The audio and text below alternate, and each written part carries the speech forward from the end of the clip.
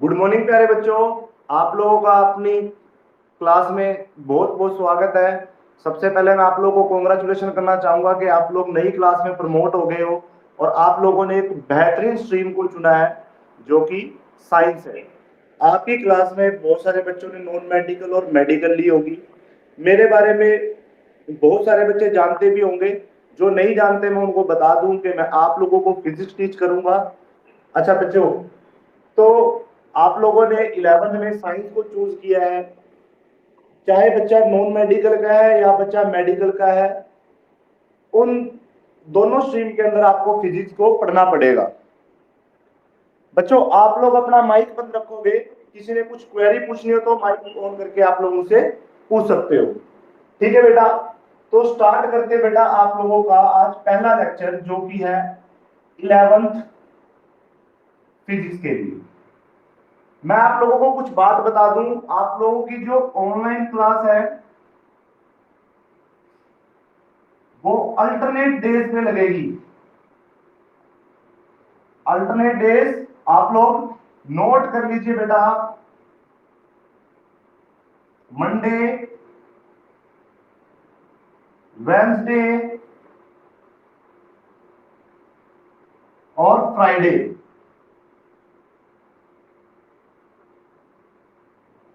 Class join करने का जो आपका टाइम होगा वो डेली रहेगा बेटा 11 बजे से लेकर 12 बजे तक का। जो बच्चे सक्सेसफुली ज्वाइन हो चुके हैं उन्हों का तो बहुत अच्छा काम हुआ उनका। तो जो बच्चे ज्वाइन नहीं हुए हैं उन बच्चों को आप लोगों ने समझाना है कि ये जूम ऐप के जैसी मीटिंग ऐप नहीं है कि आप लोग 11 बजे ही लिंक पे क्लिक करोगे। आप लोगों को पहले रजिस्टर होना होता है। जैसे कि आप लोग सक्सेसफुली रजिस्टर्ड हो ही आप लोगों को अपने जो और मित्रगण है, जो आपके सहपाठी है, जो आपके क्लासमेट्स है, उनको ये सारी बात समझानी है। तो बेटा क्लास रहेगी आप लोग की अल्टरनेट डेज पर, मंडे वेंसडे और फ्राइडे। टाइमिंग रहेगी आप लोग की 11 बजे से लेकर 12 बजे तक। ठीक है बेटा, और जो बच्चे रजिस्टर्ड नहीं हो चुके हैं अभी तक उन बच्चों को रजिस्ट्रेशन के बारे में आप लोगों ने बताना है। उन बच्चों को रजिस्ट्रेशन करवाओ। आज आप लोगों की इंट्रोडक्टरी क्लास रहेगी, इंट्रोडक्शन रहेगी कि क्या है फिजिक्स, हमें क्यों पढ़नी चाहिए फिजिक्स, कितनी मुश्किल है, कितनी आसान है, क्या स्कोप है, किन फील्ड के अंदर यूज होगी, वो सारी बातें आज आप लोगों के साथ मैं करूंगा।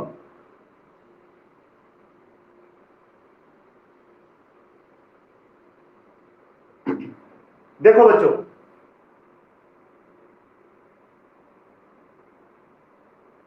सबसे पहले बात करते हैं व्हाट इज फिजिक्स।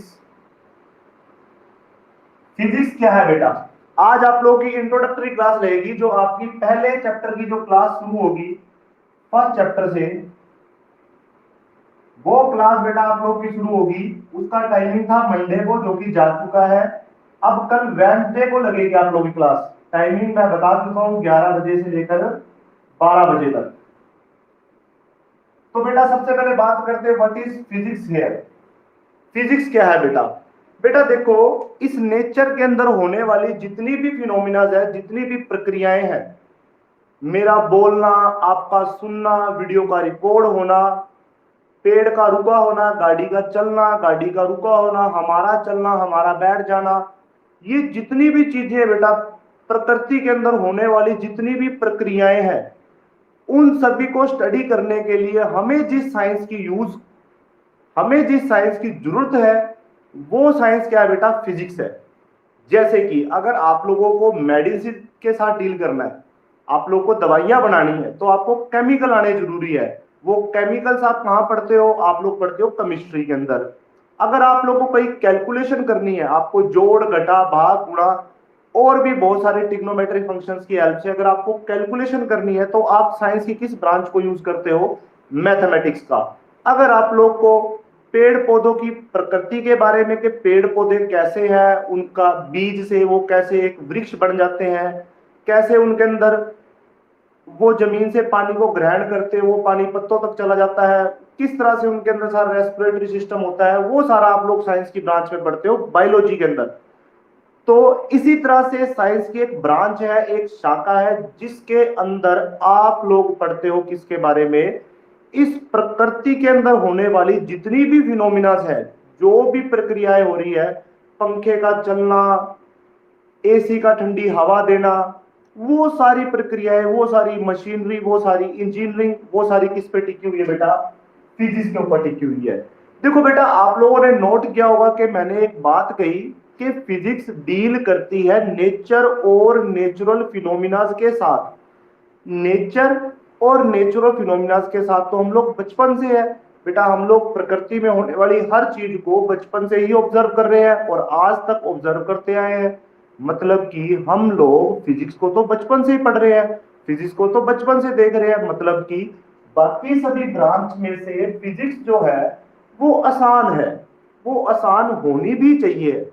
और रियलिटी में अगर आप लोग इंटरेस्ट के साथ पढ़ोगे तो आप लोगों को फिजिक्स से आसान कोई सब्जेक्ट नहीं लगेगा। बहुत आसान सब्जेक्ट है आप लोगों का, बहुत अच्छा सब्जेक्ट है। तो बात करते बेटा क्या है फिजिक्स, मैंने अभी आप लोगों को बताया, दी branch of science which deals with study of nature and natural phenomena।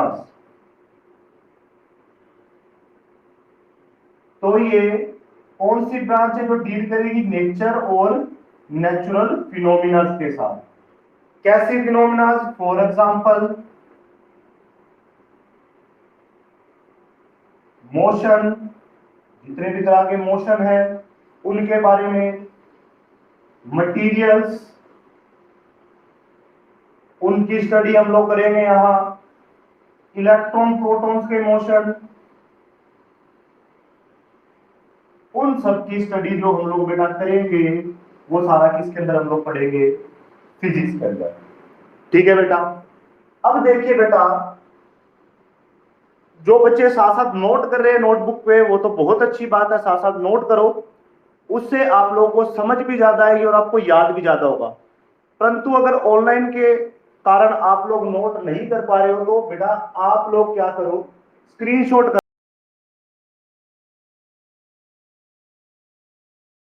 वो व्हाट्सएप ग्रुप में। दो शब्दों की बात करते हैं। एक बेटा मैंने शब्द लिखा मैक्रोस्कोपिक और एक वर्ड लिखा मैंने माइक्रोस्कोपिक। फर्क सिर्फ कितना है, इसमें ए है और इसमें आई है। ये तो स्पेलिंग का फर्क हुआ। वैसे हाँ जी, हाँ जी बेटा बोलो।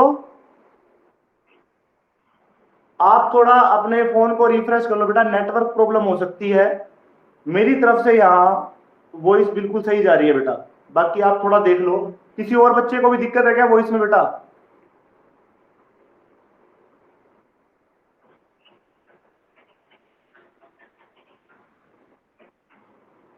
एक सेकंड, एक सेकंड। अब बेटा दिखाई दे रहा है? वो स्क्रीन रिफ्लेक्ट हो जाती है जब आप लोग अपना कैमरा ऑन कर लेते हो। आप लोग अपना कैमरा एक बार ऑन मत करो, जैसे ही स्क्रीन पे कुछ ना दिखाई दे तो आप लोग माइक ऑन करके मुझे बता देना। वॉइस क्लियर है क्या अब? तो हम लोग बात कर रहे थे दो शब्दों की। एक शब्द था बेटा माइक्रोस्कोपिक और दूसरा शब्द है मैक्रोस्कोपिक। स्पेलिंग की बात करें तो ए और आई का फर्क है, वैसे दोनों शब्द एक दूसरे से बहुत अलग है। कैसे बेटा? मैक्रोस्कोपिक वर्ड हम लोग तब यूज करते हैं जब हम लोग डील करते हैं उन चीजों को साथ जिनको हम नेक्ड आई से देख सकते हैं। मतलब बिना किसी माइक्रोस्कोप, बिना किसी टेलीस्कोप की हेल्प से हम लोग जिन चीजों को देख पाते हैं, मतलब जिनको हम नेक्ड आई से देख पाते हैं, उन चीजों को हम लोग क्या बोलते हैं, मैक्रोस्कोपिक। ठीक है बेटा। और जिनको हम लोग नेक्ड आई से नहीं देख पाएंगे उन चीजों को बेटा हम लोग क्या कहेंगे, माइक्रोस्कोपी। आप लोगों के दिमाग में क्वेश्चन आएगा कि सर आप हमें क्यों बता रहे हो दोनों शब्द। ये दोनों शब्द आपको बताना है इसलिए जरूरी था कि जो बेटा हमारी 11th की फिजिक्स है ना, वो सारी क्या है, मैक्रोस्कोपी, जिसमें हम उन्हीं चीजों की स्टडी करेंगे जिन चीजों को हम लोग अपनी आंखों से देख सकते हैं, जिन चीजों को हम लोग अपनी नेक्ड आई से ऑब्जर्व कर सकते हैं, उन चीजों की स्टडी हम लोग ने अपनी पूरी 11th फिजिक्स में पढ़नी है। और जो माइक्रोस्कोपिक होगी वो आप लोगों की बेटा 12th फिजिक्स के अंदर आएगी। जब आप लोग सक्सेसफुली 11th क्लास को पास करके 12th में प्रमोट हो जाओगे तब आप लोग माइक्रोस्कोपिक फिजिक्स के बारे में पढ़ोगे। तो क्या है इस 11th के अंदर आप लोगों के सिलेबस के अंदर, हम लोग उसके बारे में डिस्कस करते हैं। देखो बेटा, जो आपका 11th फिजिक्स के अंदर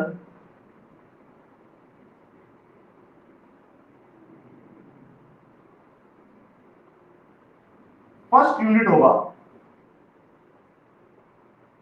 वो है बेटा फिजिकल वर्ल्ड,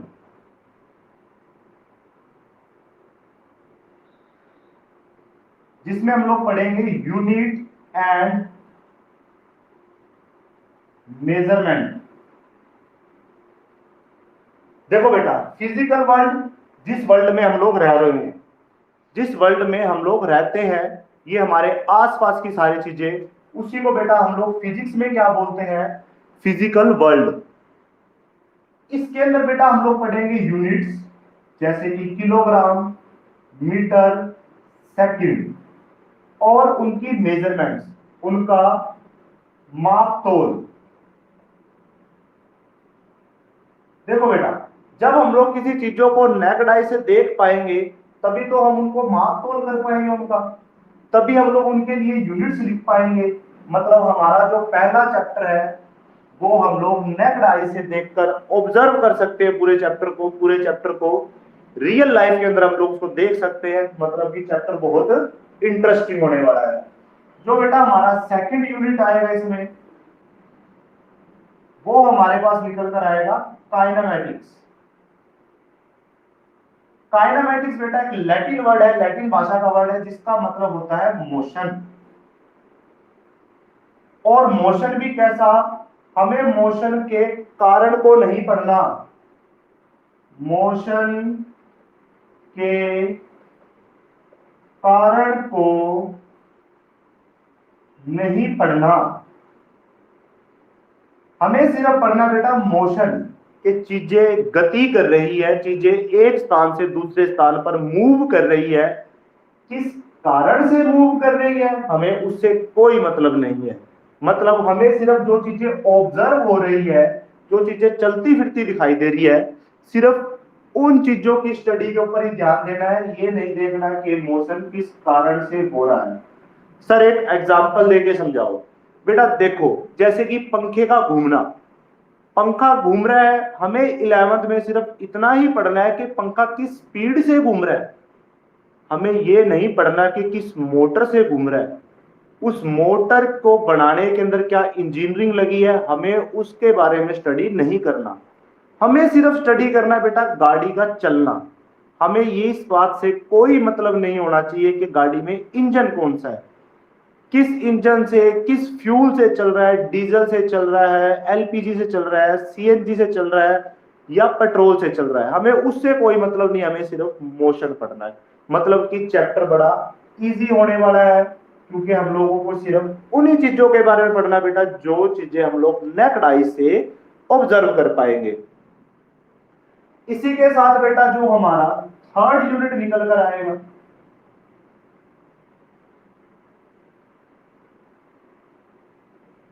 थर्ड यूनिट वो होगा बेटा लॉज ऑफ मोशन।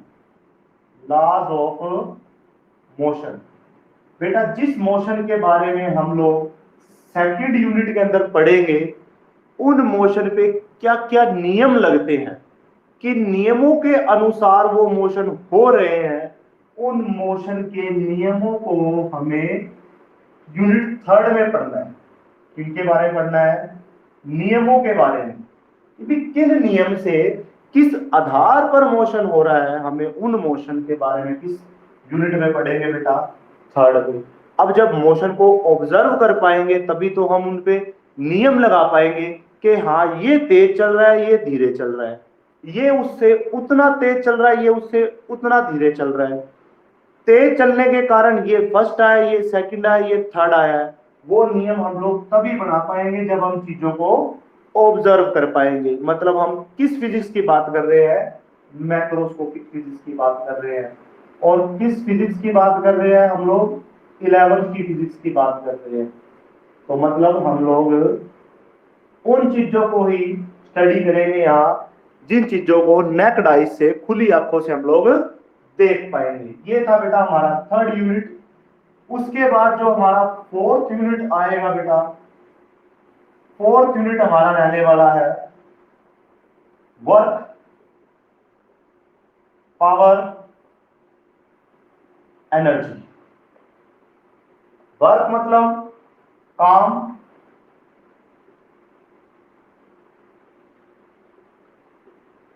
या आप बोल सकते हैं कार्य। पावर, उस कार्य को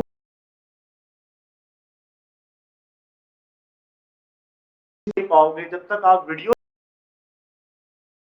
तो आप कार्य कैसे करोगे? मतलब कि आप नेक्ड आई से देखकर ही कार्य को करोगे। उस कार्य को करने के लिए शक्ति कितनी लगेगी, उस चीज के बारे में हम लोग डिस्कस करेंगे। जी बेटा। हाँ जी, हाँ जी, कर रहा हूं बेटा, कर रहा हूं। ठीक है बेटा। हाँ। उस कार्य को करने के लिए कितनी शक्ति की जरूरत है, वो चीज हम लोग किसमें पढ़ेंगे बेटा? यूनिट फोर्थ के अंदर। ये हुए हमारे यहाँ तक के 4 यूनिट जो कि हम लोग 11th फिजिक्स के अंदर स्टडी करेंगे। हाँ जी बेटा, कार्य करने की शक्ति को पावर बोला जाता है। देखो बेटा, मैं किसी कार्य को 2 घंटे में कर पाता हूं, आप किसी कार्य को 1 घंटे में कर देते हो। मैं किसी कार्य को 2 घंटे में करता हूं, आप उसी काम को 1 घंटे में खत्म कर देते हो। तो ज्यादा शक्तिशाली कौन हुआ? आप हुए।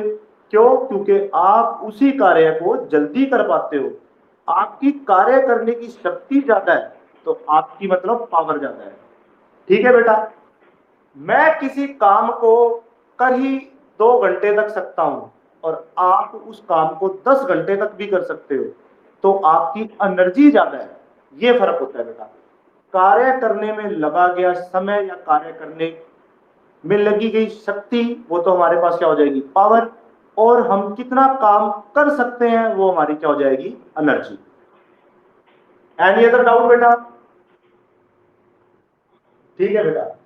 चलो बेटा, यहां तक हुए हमारे फोर्थ।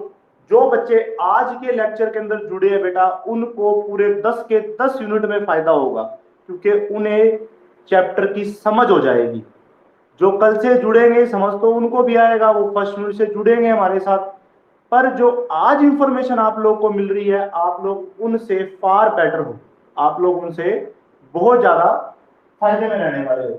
तो बेटा, उन बच्चों को भी आप लोग मोटिवेट करो कि फिजिक्स की क्लास शुरू हो गई है। ये जूम ऐप की तरह ऐप नहीं है कि भी आप लोग डायरेक्ट आगे लिंक से आज जुड़ जाओगे। इसके लिए आपको पहले रजिस्टर्ड होना पड़ेगा, जैसे कि आप लोगों ने किया है। आप लोगों ने बाकी बच्चों को भी समझाना है। जो लड़कियां आज ऐड हुई हुई है, उन्होंने अपनी सहेलियों को समझाना है। जो लड़के ऐड हुए, उन्होंने अपने फ्रेंड्स को समझाना है। ग्रुप में नंबर सभी के हैं, आप लोग एक दूसरे से फोन करके बात कर सकते हो।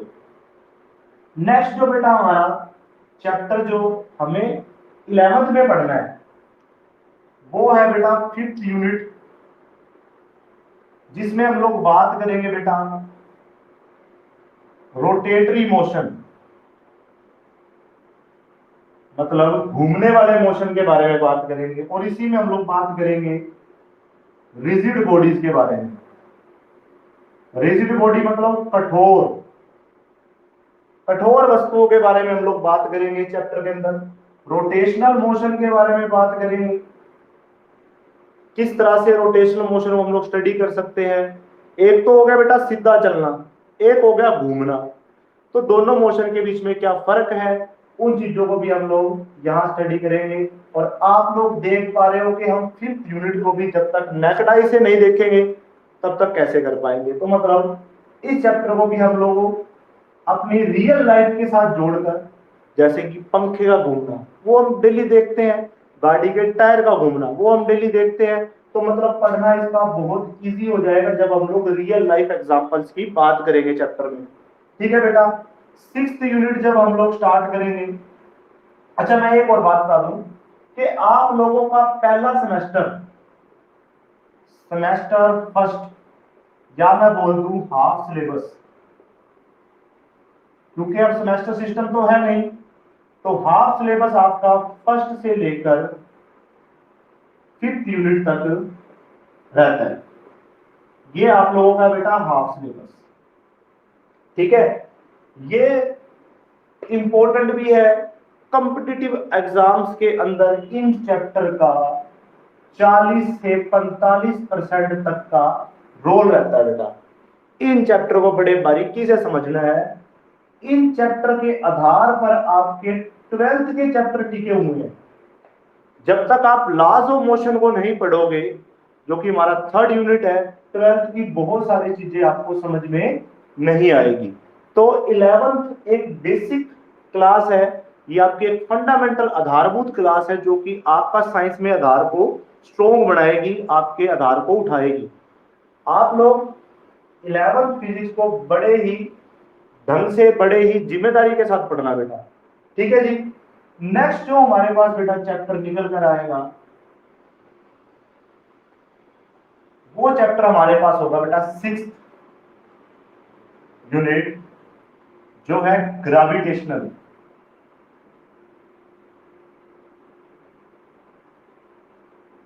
आप लोगों ने कहानियों में सुना होगा कि एक बार न्यूटन एक वृक्ष के नीचे सो रहा था, उसके ऊपर सेब आकर गिरा। उसके दिमाग में आइडिया है कि सेब नीचे क्यों आया, ऊपर क्यों नहीं गया। ये तो हुई बेटा कहानी की बात। हम भी इस बात को जानते हैं कि अगर हम किसी चीज को ऊपर की तरफ उछाले, हमने उसको मोशन तो ऊपर की तरफ फेंकने के लिए किया था, वो वापिस अर्थ की तरफ क्यों आ गया, कौन है जो उसको वापिस अर्थ की तरफ खींच रहा है। तो उसके बारे में हम लोग बेटा पढ़ते हैं ग्रेविटेशनल चैप्टर में।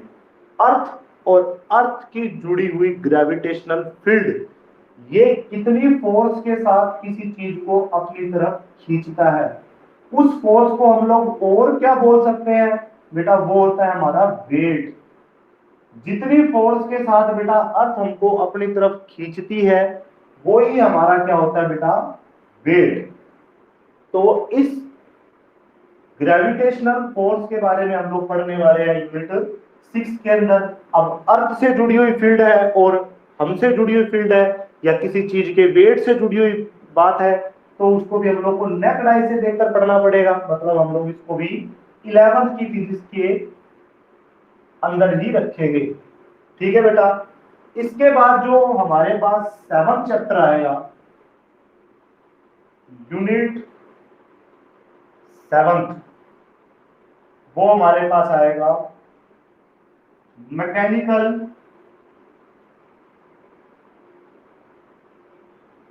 Properties of solid, liquid and gases.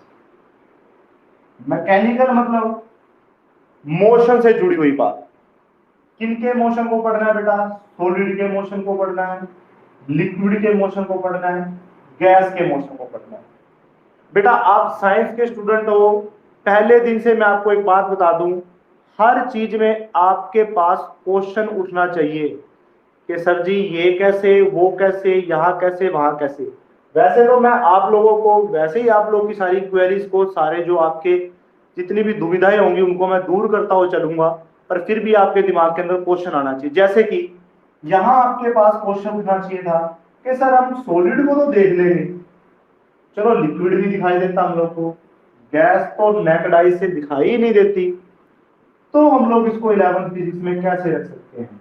आपने तो बोला कि जी उन्हीं चीजों को पढ़ेंगे जो हमको दिखाई देगी, गैस तो हम लोग को दिखाई ही नहीं देती है, तो हम लोग इसको 11th फिजिक्स में क्यों रख रहे हैं? आपके दिमाग में क्वेश्चन आना चाहिए था, नहीं भी आया तो चलो मैंने क्वेश्चन उठा दिया।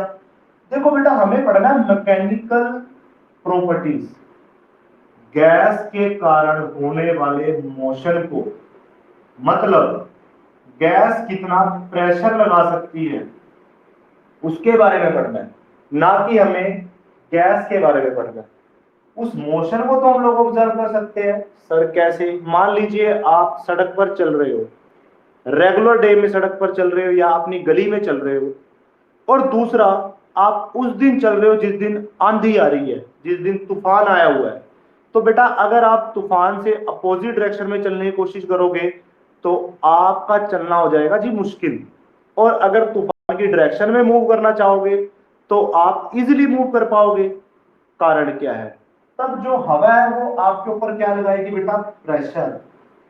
उस प्रेशर पे ही ये बात डिपेंड करेगी कि आप इजिली मूव कर पाओगे या दुविधा के साथ मूव कर पाओगे, किसी ओपोजिशन के कारण मूव कर पाओगे। तो इसलिए हम लोगों ने इस चैप्टर को किसमें रखा हुआ है? 11th में, क्योंकि हमें इसके बारे में पढ़ना है जी मोशन, इसकी मैकेनिकल प्रॉपर्टीज के कारण मोशन कितना हो सकता है, उन सब चीजों के बारे में। ये हुआ जी हमारा 7th यूनिट, और उसके बाद जो हमारे पास निकल कर आएगा बेटा वो होगा 8th यूनिट। इसमें बेटा हम लोग पढ़ेंगे काइनेटिक, नहीं पहले इससे पहले एक चैप्टर हम लोग पढ़ लेंगे thermal properties, thermal properties of matter.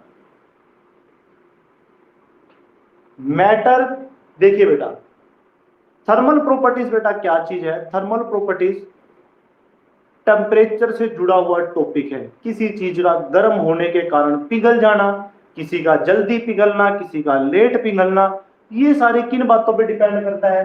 Depend करेगा जी उसकी मैकेनिकल प्रॉपर्टी पे। अब देखिए बेटा अगर मैं आयरन को आग के अंदर रखूं तो वो पिघल जाएगा, और लकड़ी को आग के अंदर रखूं तो वो तो जल जाएगी, वो तो राख बन जाएगी, कोयला बन जाएगी। तो ये बातें डिपेंड करती है बेटा मैकेनिकल प्रॉपर्टी पे, कि हमें किसी चीज को मेल्ट करने के लिए या किसी चीज को आइस बनाने के लिए, उसको जमाने के लिए कितने टेम्परेचर की जरूरत पड़ेगी, उसको हम लोग रखते हैं बेटा मैकेनिकल प्रॉपर्टी के अंदर।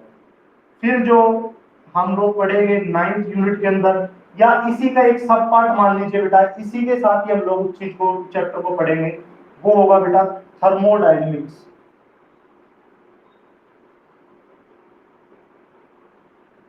बेटा थर्मो वर्ड का मीनिंग तो हो गया जी टेम्परेचर से, क्योंकि मैंने ऊपर भी बताया थर्मल वर्ड।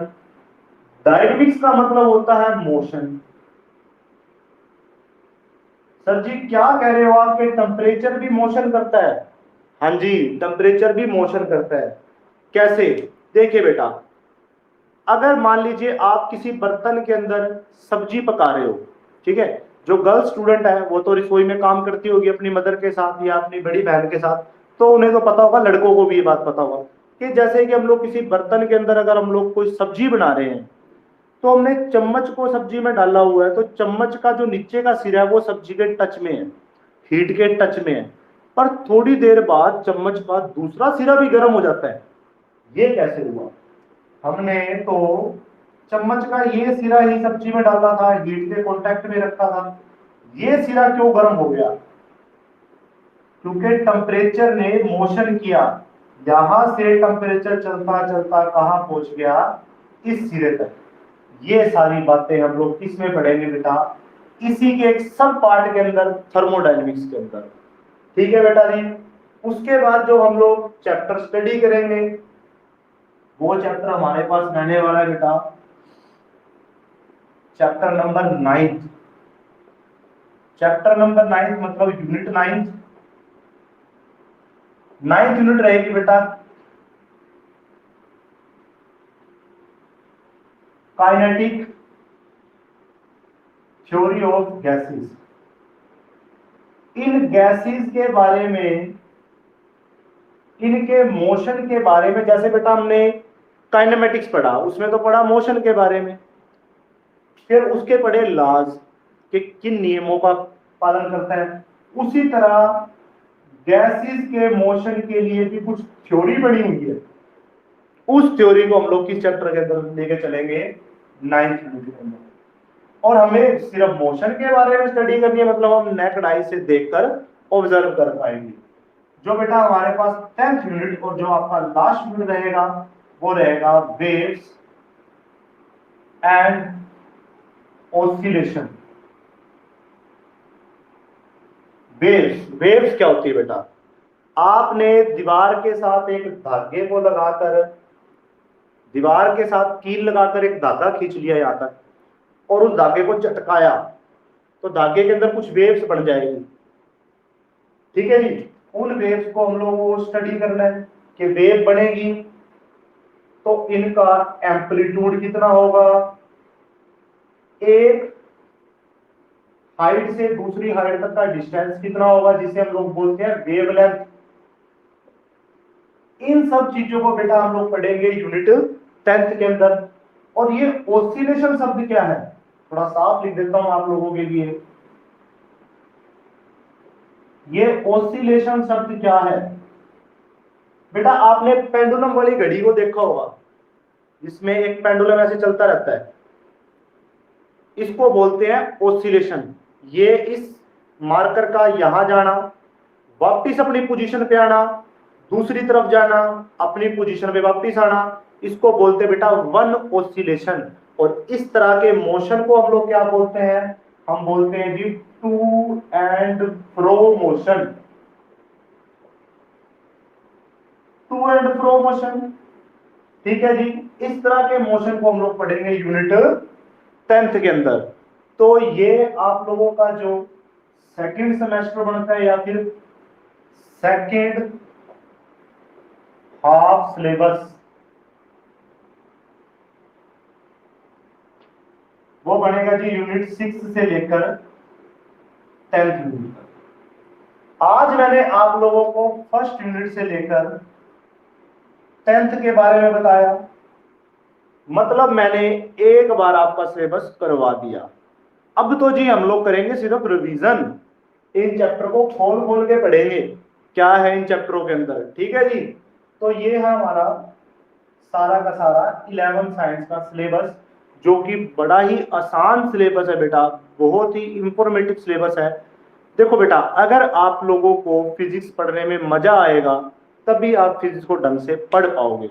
अगर आप लोग इंटरेस्ट नहीं लेकर पढ़ोगे, आप सोचोगे जी ऑनलाइन क्लास है, लॉकडाउन चल रहा है, ये है जी वो है जी, ऐसे है वैसे है, उन सारी चीजों को छोड़ दो, आप लोग पढ़ना कर दो स्टार्ट।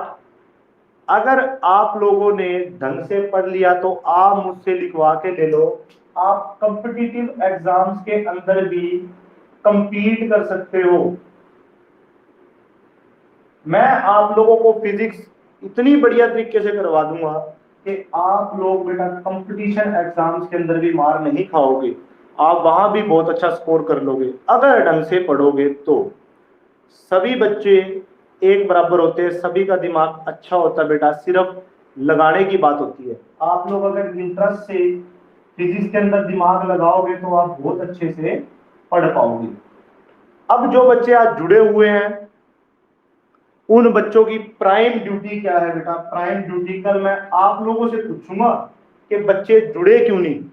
आप लोगों ने अपने फ्रेंड्स को बोल देना है कि भाई ऐसे ऐसे करके जुड़ा जाएगा, आज इंफॉर्मेटिव क्लास लगी थी, तुम लोगों ने कर दी मिस, कल 11 बजे जुड़ जाओ।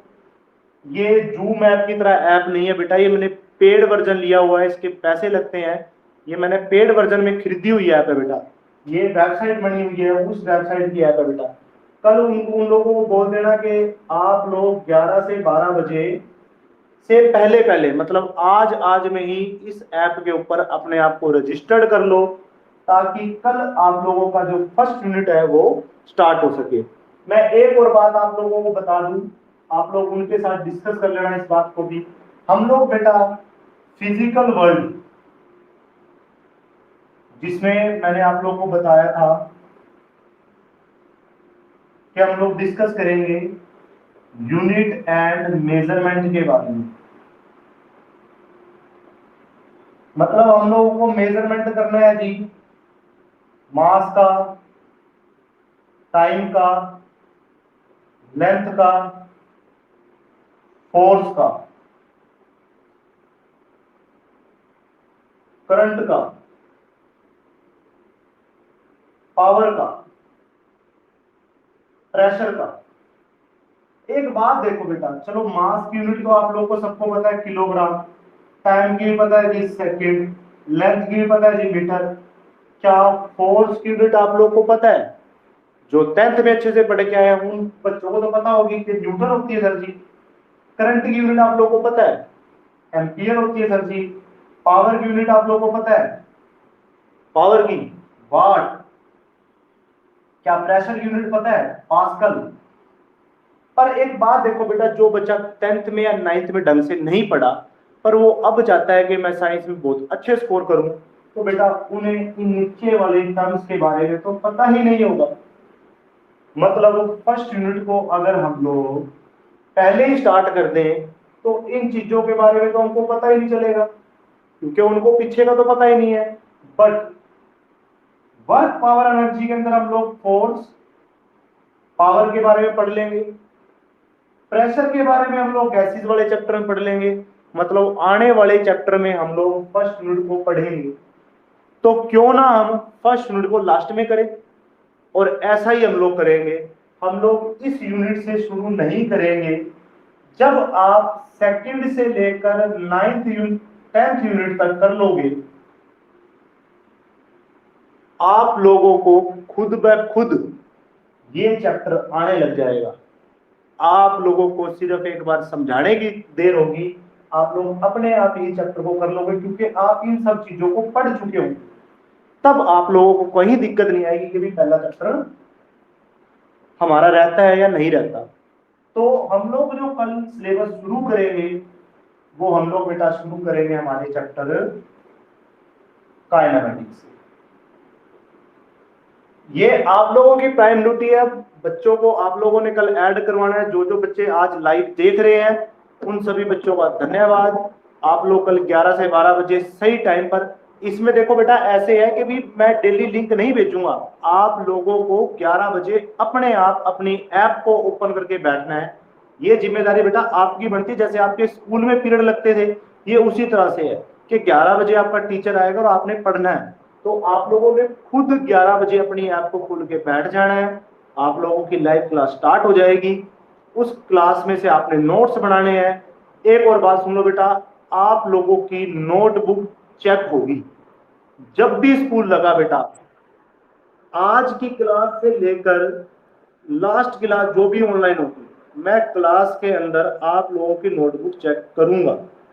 ये बात आज जो बच्चे जुड़े नहीं है उनको भी ये बात समझा दो बेटा, नोटबुक जरूर और जरूर चेक होगी। तो आप लोगों ने हर चीज को नोट करना और डेट वाइज, जैसे कि आज जो डेट है मतलब 11 तारीख है, तो आप लोगों ने आज की डेट डालनी है और आज वाला काम नोट करना है। एक मोटी नोटबुक लगाना बेटा, ताकि सारा सिलेबस हम लोग एक ही कॉपी में कर ले, आपको इधर उधर ना भागना पड़े जी मेरी कॉपी गुम होगी, मेरा वो गुम हो गया। तो आप लोग एक ही बड़ी कॉपी लगा लेना ताकि आप लोगों का सारा उसके अंदर ही कवर अप हो जाए। ठीक है जी, आज हम लोग इतना ही पढ़ेंगे। आप लोगों का बहुत बहुत धन्यवाद, जो भी आप लोग आज जुड़े हो। कल सभी बच्चों को जोड़ने की कोशिश करो। और एक और बात सुन लो बेटा, इस ऐप पे आप लोग की डेली अटेंडेंस लगती है। लॉकडाउन खत्म होने के बाद, जो कि जल्दी ही खत्म हो जाएगा क्योंकि केस घटने शुरू हो गए हैं, जून जुलाई में आप लोगों की क्लासेस शुरू हो जाएगी। तो बेटा एक बात ध्यान रख लो, इसके अंदर आप लोगों की अटेंडेंस लाइव लग रही है, साथ साथ अटेंडेंस लग रही है, मैं आपको स्क्रीनशॉट भेज दूंगा। उस अटेंडेंस को आधार बनाकर ही मैं आप लोगों के असेसमेंट के नंबर लगाऊंगा बेटा क्लास के अंदर। फिर मत कहना जी हमारे असेसमेंट में नंबर काट लिए, क्योंकि अगर आप लोग ऑनलाइन क्लास अटेंड नहीं करोगे तो बेटा आप लोग की अटेंडेंस मानी जाएगी जीरो। जीरो अटेंडेंस मतलब आप लोगों के मार्क्स नहीं लगाए जाएंगे बेटा। तो आप लोगों ने क्लास अटेंड जरूर करनी है, ऑनलाइन क्लास। ठीक है बेटा, थैंक यू वेरी मच। आप लोग को आज की क्लास कैसी लगी उसके बारे में आप लोग चैट सेक्शन में जाकर अपने व्यूज दे सकते हो। Thank you very much.